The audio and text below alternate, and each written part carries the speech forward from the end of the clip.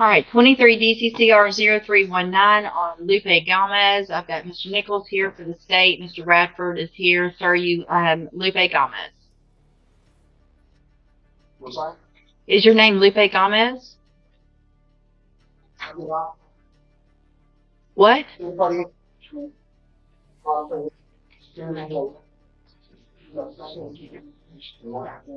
you do this? Can you come around and have them so I can see better? You all saw the next shot? Yeah, y'all can all come up here. Okay. So I have questions. No, well, hold on. You don't get to ask questions. I'm going to ask questions. Mr. Gomez. All right. So, Mr. Tell me again who you are. Who are you saying you are? This is a classic courtroom moment. The defendant is using pseudo-legal language, third-party intervenor, no general appearance, tactics commonly seen in sovereign citizen arguments. Judges hear this all the time, and it never works. The court only recognizes one thing: who you are, not what you claim to be. Okay. Have you ever been known by the name of, in the past, Lupe Gomez? Can you state your name correctly, please? Can you want the prosecutor to state his name correctly? And do either one of you have a claim against him? We do have a claim against you. My name is Raquel West, and the judge is the 252nd District Court. This is Mr. Luke Nichols. He's one of the assistant district attorneys in the court. Mr. Radford is here representing you. There's an indictment. It's a motion to quash. Mr. Radford has filed that we're here for today. I'm going to take judicial notice of the court's file, which includes numerous documents, including a indictment, the probable cause affidavit, other identifying information that does identify you as Mr. Lupe Gomez, and I'm going to make the finding at this time that you... Here's the legal pivot. The judge takes judicial notice, meaning she officially recognizes documents already in the court file without needing witnesses. That instantly shuts down the identity argument. Once that happens, the case moves forward whether the defendant likes it or not. For purposes of this hearing, Lupe Florencio Gomez. And we're going to go forward with a motion to quash. Mr. Motion to suppress. Motion to suppress. I'm sorry. Let me get that pulled up. I have a motion to quash as well, correct? Yeah. Hold on. I think it's a proceed. Okay, so we're here on Mr. Radford's motion to suppress. Let me try that one. It's okay. I'm looking. Why are you doing that? No, stop talking. Stop talking. Why are you using the registration? Oh, Are you doing something? I am.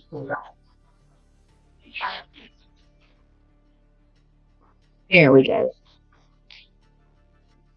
All right, so Mr. Radford filed it's entitled Motion to Quash and or Suppress Evidence. Oh, and that's why I was confused because it just showed the first part. In 23 DCCR 0319, this was filed April 29th of 2024. And Mr. Nichols, you may call your first witness with regard to the suppression. Central Officer Ken Morris. Please call the name.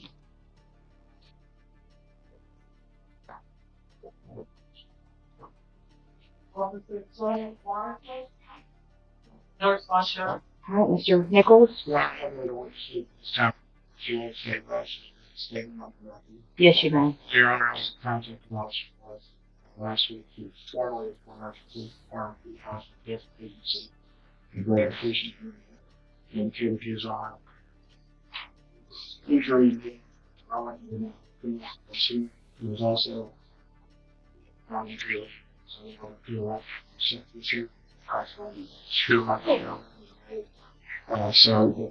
this point, the state has no other option. No direction.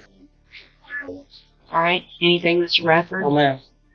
Well, based on that, then, unfortunately, I have no choice at this point, which is unfortunate that the officer won't comply with showing up, but I'm going to grant the motion. This is massive. The officer doesn't show up.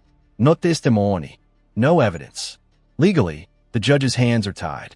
A motion to suppress wipes out the evidence, and without evidence, the entire case collapses.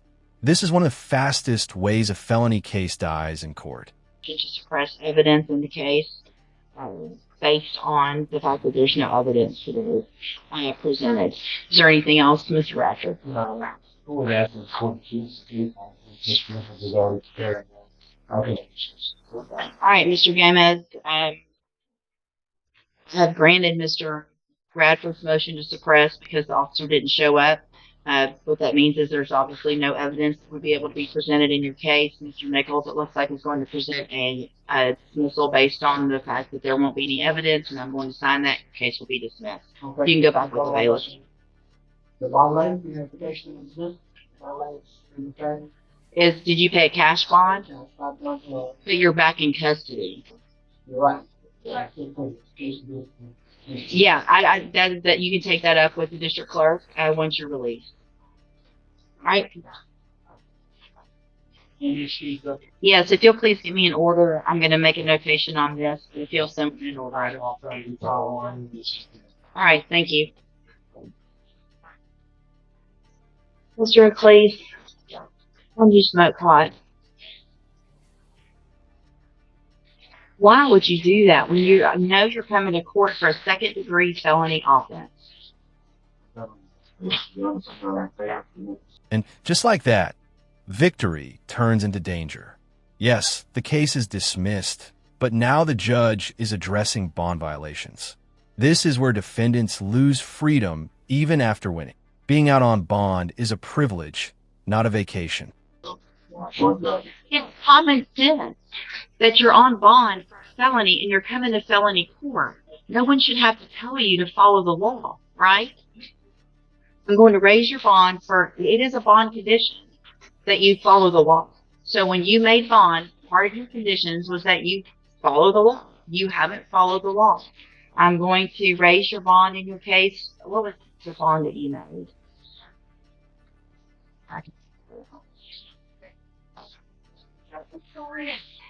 How old are you? Yeah.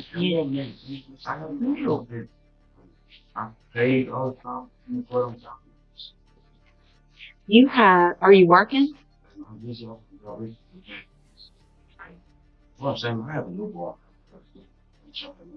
You're trying hold on.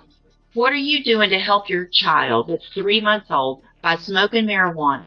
Because if you go try to get a job and you test positive, you can't get a job. How's that going to help your daughter? So you are making mistakes. You're making ridiculous choices. You can go to prison in your case. Oh, don't look over me. You can go to prison for up to 20 years in this case. And to take a chance while you're out on bond, when you should be trying to get a job, and instead you're out smoking pot, you're not taking care of your daughter.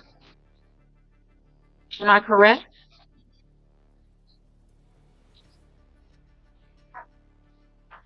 Judge, maybe so many here is totally drunk.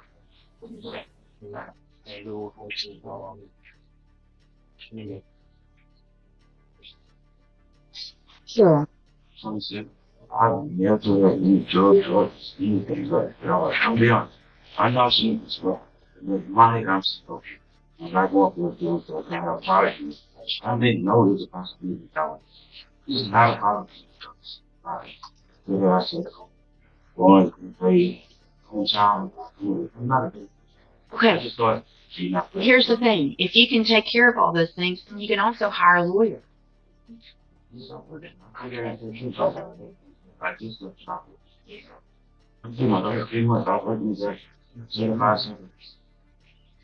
So, but there's other companies out there that you could be looking to get a job, and they're not going to take you if you're testing positive.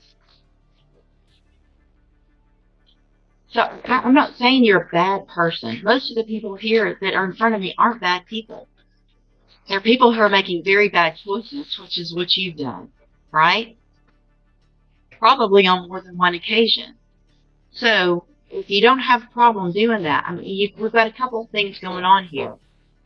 Number one, if you were working for Zachary, I'm not real sure why appointed you an attorney back when, okay. So you should already, if you have all those certifications, there are other companies out there, you don't have criminal history right now, you should be able to get a job. He is already a felon. He was on probation.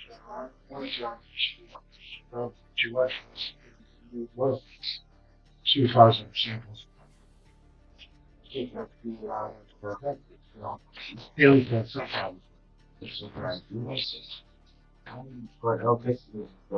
We're just sitting there having drug problems. 9 years ago. Okay, but now you're not a baby and you're still making the same bad decision. So listen, here's what we're gonna do. If you want to really do what you say you can do, then you're gonna get out there and you're gonna get busy and you're gonna do it. Otherwise, you're gonna be in jail. Couple things. Your bond conditions are modified to order that you have a drug patch. You get that drug patch within 24 hours. The initial drug patch obviously is going to test positive, but it shows me quantities. Not just that it is, but it's going to qualify it on how much is in your system. Every drug patch, you get it changed every 2 weeks. If you miss one, if you test positive, obviously, then you're going to have a warrant for your arrest and you're going to go back to jail. Do you understand? If that amount is not going down, you will be back in custody. In addition, you will go find a job. You will prove to me that you are doing that. You need to apply for at least 3 jobs a week. Probably you need to be applying for 20 jobs a week. If you really want to take care of yourself and your child, then you should be out there hitting the pavement every single day, finding a job. Clean up, test negative. This is the judge laying out real-world consequences. Drug patch monitoring. Job requirements. 0 tolerance. 1 bad choice, and it's jail. This moment isn't about punishment. It's about whether this defendant can grow up fast enough to stay free.